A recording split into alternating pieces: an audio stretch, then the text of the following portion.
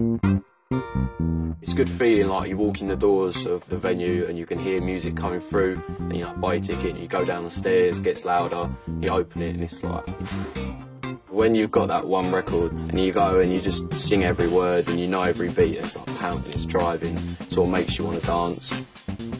People are all there to enjoy the music. It's our thing. We all have that passion. My name's Jack Gadsden and I love soul music. Northern Soul to me is a 4/4 beat, originally like a 60s sound, sort of a Motown vibe, and it's something that's danceable. You got lyrics bringing you down, but the music bringing you up. Like, it's a sense of euphoria. My first experience of soul would be early Motown records being played by my family, and then I think the first Northern Soul record I ever heard would be The Night by Frankie Valli, and that sort of sold me. Like, just when the bass comes in and then there's that drum beat and it kicks in, like, that's when I knew that I liked the sound, and it just clicked. I work in a fish and chip shop. I'm meant to be saving up for like a car and stuff like that, but no, I just go out and buy records, clothes, and go for a night out, yeah. In some respects, the London soul scene is quite small, like a small group of regulars that will go to all the nights. And it's quite a welcoming scene. It's a generally older scene, but like me and my mates, like, we've not been turned away, we're welcomed in. I guess it's one of the only music scenes you get when you get someone, a 60-year-old and like a 16-year-old dancing to the same record in the same club.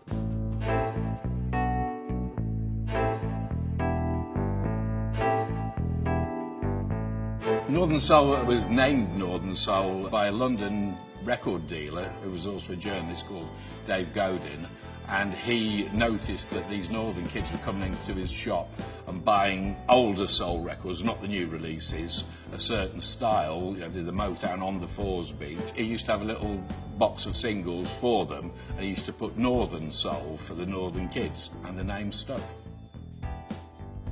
The scene is still evolving, like new records are always being introduced. You know, you've always got like the oldies scene which will play, you know, original tracks from Wigan and things like that, but the internet definitely helps you find new records, find new sounds. I buy records off the internet. Facebook's quite good for event listings.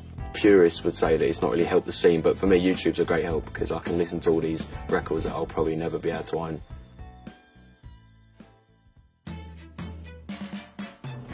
You alright, mate? Yeah, how you doing, sir? You good? What are you up to today, then? I'm going to the 100 Club later. Oh, mate, that's the old jazz club, isn't it? Yeah, on Oxford Street. Who's on in there today? It's a soul night. Oh, nice, man. Nice. My mum and dad, they used to go down to Ronnie Scott's, you know. Oh, Ronnie Scott's. Frequent all of the old jazz haunts. What sort of music are you into fully, then? Well, I'm into like the 60s soul and that, like all the obscure groups and like some of the mainstream stuff. But I'm into a lot of the mod stuff, like in the 60s, Small Faces. Oh yeah, very good. You know, like wouldn't it be nice? Yeah, the early stuff. Yeah.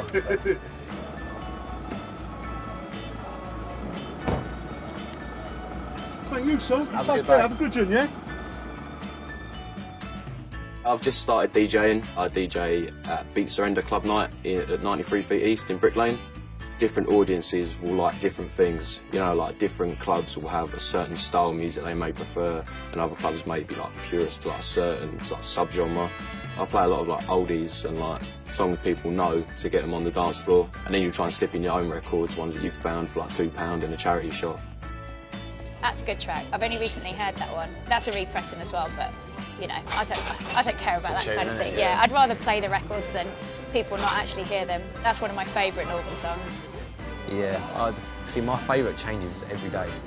Yeah. Every listen, you know, and I go through moods and I listen to like different sub-genres. Like sometimes I'll only listen to like 60s, crossover, and some of the 70s, then like the slower stuff. Yeah. I've got this mate, right, he's proper into the 60s, like he's proper mod, and he only wears original 60s clothes. Like, Oh, really? I don't know, I haven't checked his boxes, but like, all the way down, like head to toe. Yeah, hopefully they're not the 60s. Even his car is like an old 66 Hummer. Oh, really? Super snipe. It's nice. A lot of people like take it seriously and get proper suited and booted, don't they? Where'd you get your clothes from?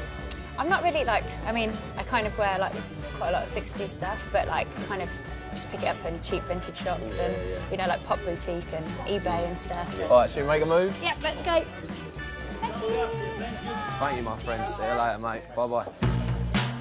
Nice guys in there, aren't they? Yeah, they're really sweet. I always go there for 100 Club, you know, all night. Keep you awake. Yeah, wake myself up. It's a long time until 6, you know what I mean? It's actually my first time coming to 100 Club. No. I'm buzzing, yeah, I got turned You've away been before though? No, never. I turned up and I got turned away. It was annoying because it was an all-night. I started at 11. I had to literally dash home to get the last train. Oh no. Really missed it, Phil. It was actually so gutting. Adore the All Night is when it's particularly buzzing and when it's reasonably busy and people are just hearing a record and the first few bars they recognise it and they rush onto the floor for that one and they'll dance themselves after it, and big round of applause at the end of the record because they loved it. It's easy to meet people, and all people will go to the same nights. You could probably go on your own and you'd know someone there. You go to it and it's just brilliant because it's like 7 hours of just pure music. The feeling you get when you look at your watch and it's like 5 o'clock in the morning and like you're still dancing, it feels exactly like 10. That's like one of the best feelings. My particular favourite bit is the last 3 records at the end of the night for several reasons. Mainly because it is this sense of achievement that you've done yet another all-nighter. It's been successful, people have enjoyed it, and the lights come on at 6 o'clock and there's everyone's clapping and hugging and saying bye-bye till next time, so it gets quite emotional. I like that best. It's like tension and release. Basically, like soul's just a bunch of tension and release, like building up in the track and it's just released like in the chorus. It's a release from life as well. I might have a tough week and I'll go out on a Friday night and then I'll just forget everything. All you care about is like, oh, like he sounds hurt, the singer, like is he alright? I want to meet him. You can get lost in a record and you forget about everything else.